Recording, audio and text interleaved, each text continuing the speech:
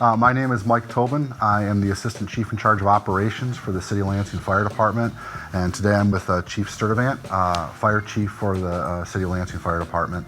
And we are here at Fire Station number 9 so that Chief Sturdivant and I can walk through and look at some of the operational needs of this station that was built in 1954. And since 1954, other than some paint and some minor cosmetic stuff, really has not had any work done to it. Chief? Yeah, that's a good point, Chief.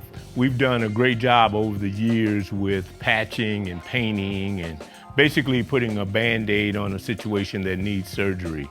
The city, the fire department, we've made do for a number of years, but it's also very, very important to understand that this is not only the workspace, but it is the home place for our firefighters.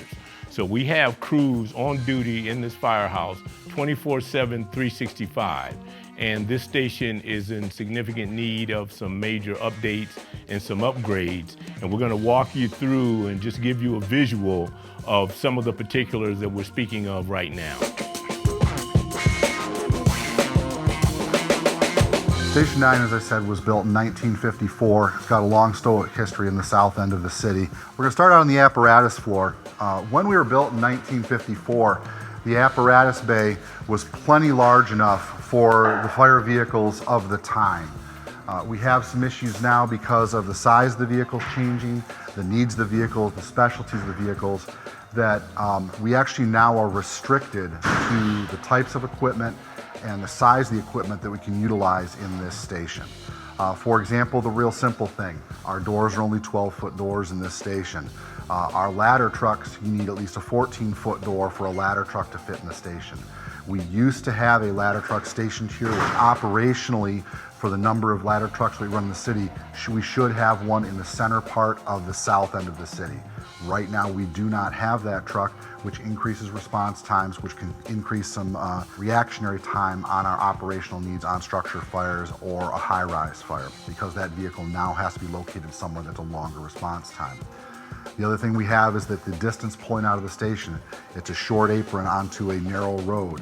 So with this, the crews that are pulling out or backing in from calls have a very tight area, and they have to go very slow and very deliberate of when they can turn, when they can't turn, so they don't hit the station pulling out, or they don't hit the trees on the other side, or drive up on the sidewalk on the other side of the road just to get in and out of the station. That's a very base starting point for this facility. And as you can see, as the vehicles are getting larger, this is engine 9, and engine 9 is taking up at least 2/3 of the depth of the bay. So now we have even less space. For example, we have a rescue boat that's stationed here that we cannot keep hooked up to a vehicle at all times. It's got to be kept off to the side, that if we got a request for a water rescue, we have to take the additional time to hook the trailer up, get the vehicles moved so we can get the equipment out and respond. So that increases our response time on the vehicles. I think also to that point, when we talk about our operational needs, we have about 35, 36 square miles of geography that we cover here in the city of Lansing. Strategically placing our aerial apparatus, also known as our ladder trucks, is very, very critical to successful outcome of any fire rescue emergency. And due to the limitations and the restrictions of this firehouse, it makes it very, very difficult for that placement and deployment of the aerial apparatus to be in the most opportune location to service the community. So that's one of the challenges from an operational standpoint that we also deal with.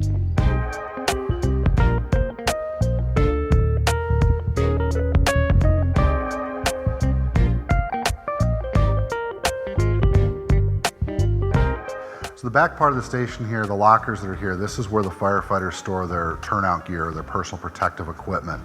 That equipment has to be segregated from the rest of the station and the living areas because of the particulate and the carcinogens that gets embedded in the gear from fires and emergency response scenes. Over 20 years ago, the standard has changed for life safety and health protection of firefighters. That gear should be stored in an area that has open lockers for ventilation to make sure the gear can dry properly, and any of the particulate and off-gassing that comes from the gear happens and then is captured by an engineered ventilation system to filter it and then expel it from the station. This station, our firefighters are here for 24/7, 365. They live here. In a 25-year career of a Lansing firefighter, they are effectively in a fire station for just under 9 years. So this is their home. We do not want them breathing or exposed to the carcinogens, especially when they're sleeping or eating or any other activity outside of the firefighting. We're trying to protect them. This is a life and health issue for the firefighters. So we have closed lockers where the gear cannot get proper ventilation and the ventilation is not controlled. That is a huge health and safety issue for our firefighters. That's a great point, Chief. Cancer within the fire service, the data reflects that it is through the roof right now. As fire chiefs, as chief officers, the health and wellness of our firefighters is of utmost concern. It's the #1 priority. And what we're seeing now is that we have members of the fire service that will spend 25, 30 years in the service, and when they retire, they actually transition to maybe a 8 to 10 year a highly qualified quality of life retirement, which those numbers just don't equate as we would like them to. So the ability to separate the carcinogenic and the toxic gear that we engage on a regular basis from the living area is a high priority for us within the fire service across the country, and particularly here in the city of Lansing. We want to do everything that we can to protect the health and wellness of our firefighters, not only while they are serving in an active firefighting capacity, but also relative to the quality of life once they retire. So we're going to move forward and talk about the EMS aspect with regards to the apparatus floor and the issues we have at Station 9. 80+% of the responses the Lansing Fire Department makes to the citizens of Lansing are emergency medical responses. At this station, we staff and respond to advanced life support units out of this station.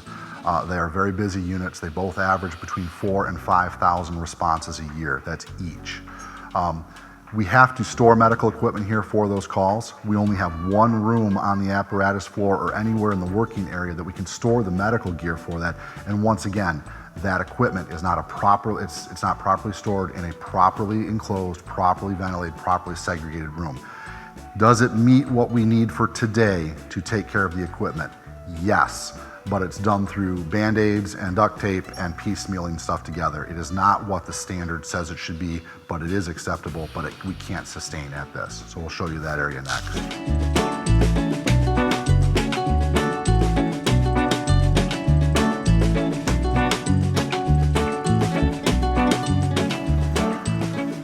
So this is our EMS supply room. As we said, it does segregate the EMS supplies appropriately, but really not to the highest level that it should be. The other difficulty we have with it is if you look to our right, the back side of this room is also where the washing equipment is for the turnout gear. Yes, they are properly segregated, but it is by far not optimum of the way it should be to separate when we wash those carcinogens and everything out of the gear after use. It's in the same area as our medical supplies that go on the ambulances, and there is no room in this station or between electric, plumbing, and even physical space to be able to properly segregate these two areas. That's critical too. Our EMS equipment, for the most part, needs to be sterile. It needs to be sterile. So having this equipment stored in the same area and proximity of where we actually wash our turnout gear that is full of carcinogenics and toxins is problematic, to say the least. Not to say this room, as the rest of the station, probably has some ventilation challenges, so that increases the inability to really separate sterile EMS equipment from the possibility of being contaminated with toxins as we wash our turnout gear. So we focus on the facility itself with regards to the vehicles and personal protective gear and equipment. Next step was we're going to focus on the people that actually live here for those 9 years and some of the issues we have with it that does affect the overall operation of this station, of the responses that come out of here, their safety and their well-being.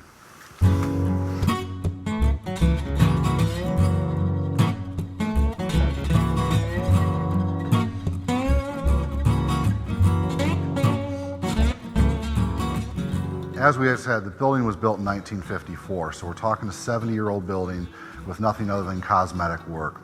We're still on the apparatus floor, but the ceiling above us, as you can see, there's a patchwork of various drywall there.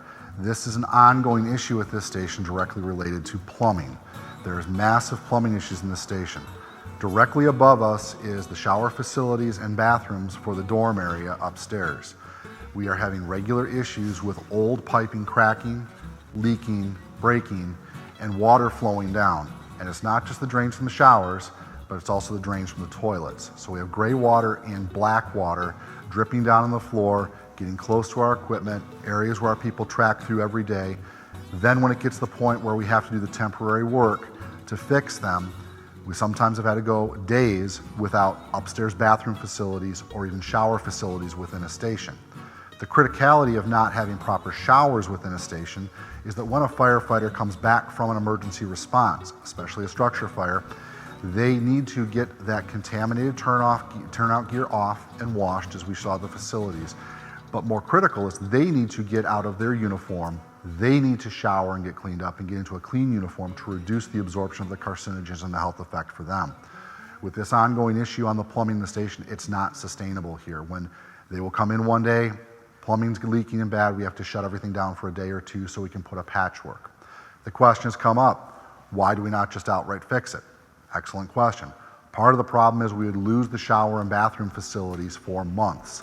This is 70-year-old plumbing that's up there, and it would have to be repaired from the shower facilities all the way down to where it goes to the streets, the sanitary system within the city. That's a months-long project. That would be months that this station is shut down, and that still would only be a short fix of a small section within this station. Also, if you notice the patchwork and the proximity to some of the electrical outlets, that is a major concern, not only from a code standpoint, but also just from the possibility of a fire. And we want to be very, very careful with what this looks like. Again, we are not really certain if we're dealing with lead piping, if we're dealing with some unintended consequences of trying to produce a long-term fix. However, to Chief Tobin's point, the sustainability of this is just no longer there as it relates to the health and wellness of our firefighters. The physical well-being of our firefighters is critical, but also the mental health aspect. Our firefighters run, to Chief Tobin's point, 12 to 15,000 calls a year out of this firehouse. They should be able to come back to their home while they're on duty and to be able to process, decompress, and to work through the challenges of some of the things that they may have seen in the street providing service to this community. Right now, this station just does not provide that high degree of mental well-being that is critical to our firefighters as they wait for the next call for service. We have both male and female firefighters in the Lansing Fire Department. We are very proud of the diversity of this department. Some of the base difficulties that we have, though, is all of our bathroom and shower facilities are shared. So, for example, we'll go over and show you on this floor of the station, the main floor, we basically have one functioning bathroom that has one toilet and one urinal. At this station currently today, there are 8 people stationed here. So, and the facilities are old, and we also have plumbing issues there.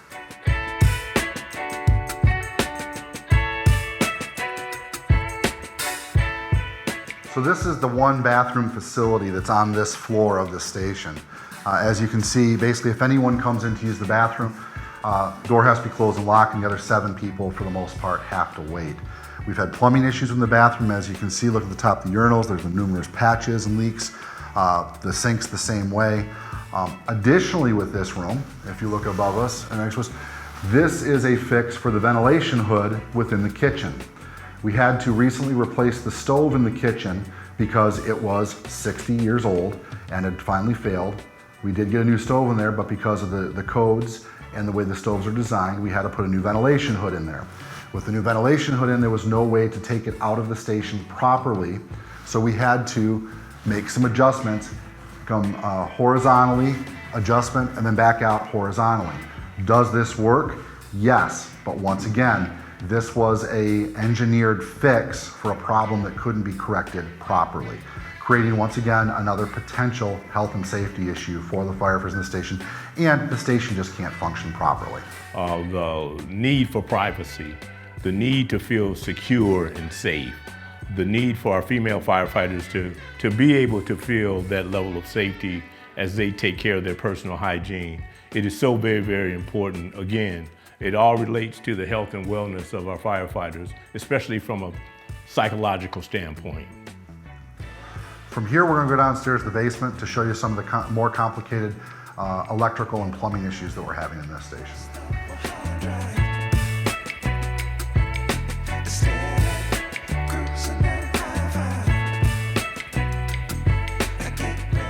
So we're now down in the basement of fire station number 9, where all the mechanicals are, all the plumbing, all the electrical is. We're going to show you some of the issues down here, Chief.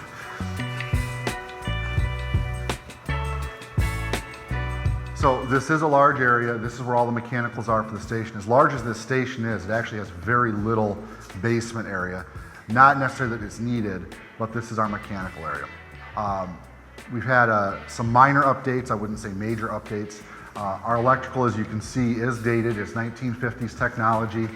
It is safe, but it's 50s technology. I mean, we still have some panels that have got some open connections with manual breakers in them.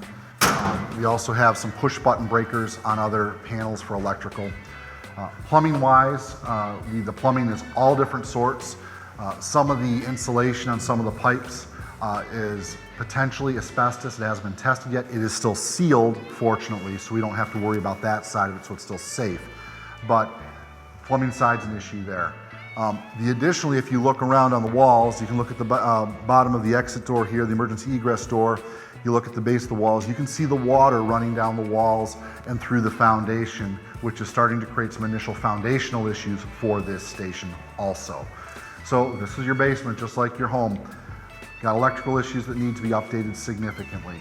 We've got water supply issues and also water drainage issues. This is the heart of that. The other thing is this station works on a boiler heat system. When it generates heat very, very good. The difficulty is because of the size of the station, the way the station is segregated with the different valving and thermostats, that the station is either extremely hot in the wintertime or it's getting no heat at all. So you're either living in an area that's, and I'm not exaggerating here, 85 plus degree temperatures in living areas, or temperatures that can be as low as 50. In the last 3 years, we have had occurrences within the Lansing Fire Department where we have had to relocate the crews out of this station at night because of heating issues, and the temperature within this station had dropped to either at or below 40 degrees. We cannot expect our people to live in those temperatures. That's unheard of. And then on the equipment side, the fire truck upstairs carries 750 gallons of water, plus there's plumbing. Those temperatures drop. That can also affect our apparatus and equipment. Chief?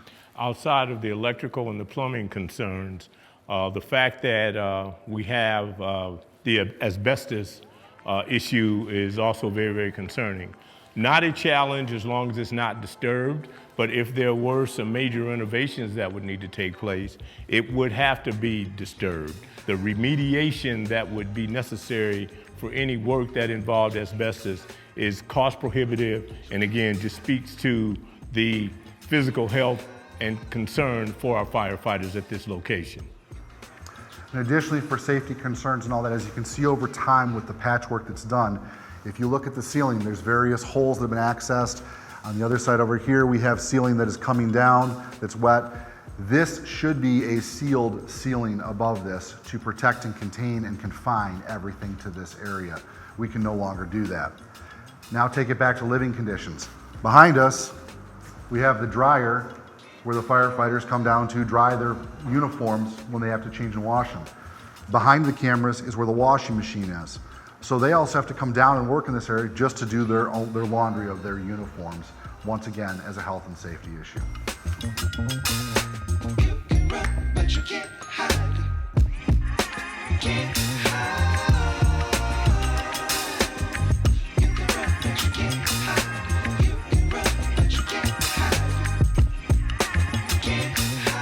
So now we're on the second floor, the dormitory sleeping area of fire station number 9. The difficulty that we have up here is obviously this has not changed since 1954 other than moving some furniture around. This is a shared facility of both sleeping and workout facility. As you can see, we come here, the critical part of being a firefighter is quality physical fitness. So we try to have good workout facilities for our firefighters. The difficulty is that we have all this workout equipment in an area that really wasn't designed for the weight of the equipment. It's not sound conducive to work out up here. And also this area is shared on the back side of us here as the sleeping area. So if you have a firefighter that wants to come in prior to shift, the shift starts at 7:30 in the morning. If they want to come in at 5:30 in the morning and work out, either they come up here and work out and wake up the rest of the crew who's trying to get a little bit of sleep from the night before in between calls, or they have to wait until further into the shift. Later in the night, if they want to work out in the evening, it's the same thing. If someone's trying to relax in their sleeping area by their bed, read a book or whatever, they can't do that because of the workout area. So that's one thing up here. In the sleeping area, we have a non-segregated sleeping area. It's basically a modified dormitory where the firefighters have moved their personal lockers in an area to try and create little cubbies for sleeping, but there is no privacy once again for anyone who's trying to relax, may have to have a conversation with a family member, or just general sleeping in a large dormitory area. Men and women share this area to sleep. We do have distance between the beds, but this is not conducive to good psychiatric health and good sleeping conditions. If we do have a firefighter that snores, that keeps the rest of the crew awake, and there's no sleeping there. From about the middle of May through Labor Day-esque, it gets very, very hot up here because we have no foliage vegetation around the building. It's a high point, and as the sun heats up the dormitories, it can get upwards of 85, 90, 95 degrees up here. So for cooling, we actually have window air conditioner units. There are 7 of them stationed around the dormitory area, and pretty much from the middle of May through Labor Day, they are running 24/7. They're loud, they are by far not energy efficient, and they work semi-adequately to keep it comfortable for sleeping and living conditions within this station.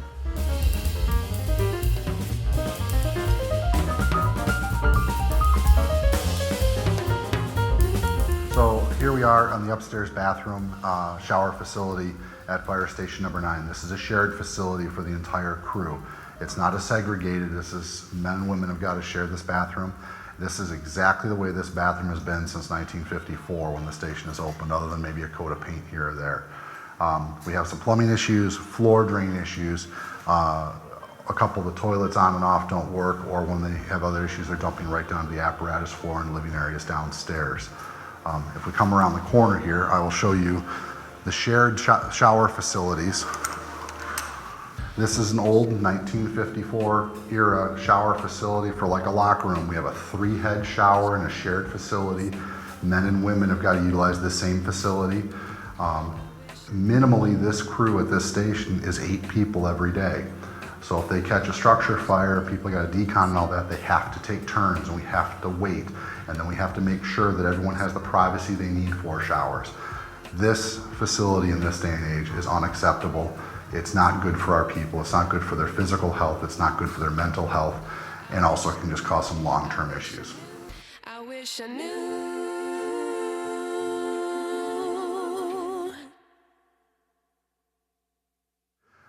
So that was a general summary tour of Fire Station number 9 here in the south side of Lansing. The Lansing Fire Department originated in 1855 when the citizens of this city determined that they needed a fire department. It has evolved and developed for the last 150 plus years to a world-class fire department with world-class firefighters. The difficulty of a firefighter is firefighters are paid to adapt, to evaluate, and readapt and overcome emergencies. When we get into situations, when they get into conditions that need additional work, they learn to adapt to the conditions they're in. We need to, under more and better conditions, we need to support these firefighters. This is where they live. These are the people that come and respond to the citizens at their most critical time and need. They are phenomenal people, amazingly trained people, and they are the best, and they deserve the best, and they deserve to work in the best working conditions. Because look at what they've been doing for the citizens in difficult conditions. Imagine what they can do if we improve the living and working conditions for them.